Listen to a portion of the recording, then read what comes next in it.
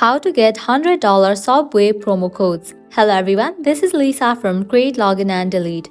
Now let's get started. Launch your preferred browser. Now type in Subway promo codes and search for it. With that, different website links will appear. You can choose any of the website. For instance, I will be opening this one.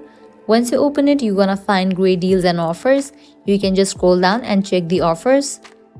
Subway is a well-known American fast food restaurant franchise that primarily sells submarine sandwiches, salads, and beverages. Subway has grown into one of the largest fast food chains globally, with thousands of locations in over 100 countries.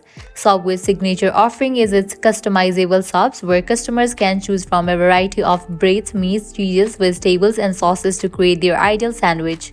Subway has been recognized for its franchising model, which allows individuals to own and operate their own Subway restaurant with support and guidance from the company. Now, to get discount on your products of Subway, you can use these coupon codes.